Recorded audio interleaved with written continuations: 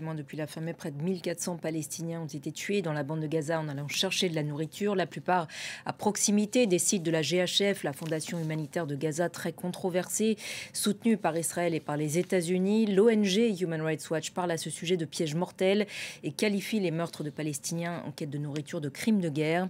L'envoyé spécial du président Trump, Steve Witkoff, est d'ailleurs aujourd'hui à Gaza pour inspecter des sites de distribution d'aide humanitaire. On reparle de cette situation également avec vous, Bruno Darour. Bonjour Bruno, dans ce contexte que l'on sait, de plus en plus de pays emboîtent le pas à la France pour ce qui est de la reconnaissance de l'État de Palestine. Oui, et de ce point de vue, pour la diplomatie française, c'est une forme de succès, puisque au début, beaucoup de gens étaient très sceptiques face à cette initiative du président Macron de reconnaître l'État de Palestine. Et puis, finalement, le Royaume-Uni a fait de même. Alors, avec des nuances, puisque le Premier ministre britannique a fait comprendre que si, d'ici la fin du mois de septembre, Israël remplissait un certain nombre de conditions, notamment, permettait à l'aide humanitaire et alimentaire d'être acheminée dans la bande de Gaza, se retirer de la bande de Gaza, parvenait à un cessez-le-feu avec le Hamas, et bien à ce moment-là, la Grande-Bretagne ne reconnaîtrait pas l'État de Palestine, ce qui au passage est une manière un peu en creux de reconnaître un État de Palestine. C'est pas très reluisant, disons, pour les Palestiniens, parce que ça veut dire en gros on va vous reconnaître si Israël continue à ne pas faire ceci et cela.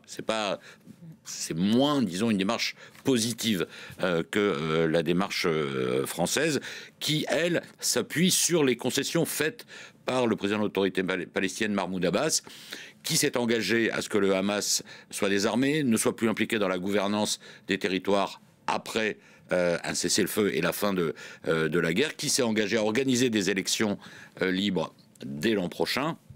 Donc, il y a la France, le Royaume-Uni aux conditions que je viens d'évoquer, le Canada, très important, parce que du coup, et ça provoque d'ailleurs l'ire de Donald Trump, mais du coup, il y a 3 pays du G7 qui désormais sont prêts à reconnaître l'État de Palestine.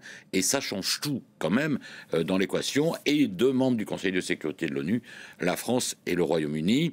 Il y a aussi dernièrement le Portugal. Au total, de toute façon, il y a déjà 142 pays qui reconnaissent l'État de Palestine sur 193.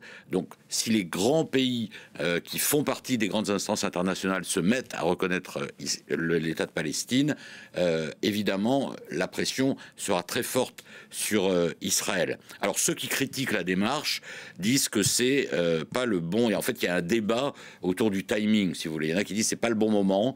Il vaut mieux attendre qu'il y ait un cessez-le-feu, la fin de la guerre, la libération des otages, le désarmement concret réel du Hamas avant de procéder à la reconnaissance de l'État palestinien. Les Allemands, par exemple, sont plutôt sur cette position. Ils disent en fait qu'il faut commencer le processus dès maintenant, mais il faut que ces étapes-là soient franchies, ce qui est déjà une grande évolution pour l'Allemagne, qui est un allié, on le rappelle, indéfectible d'Israël, et évidemment au vu de ce qui s'est passé pendant la Shoah.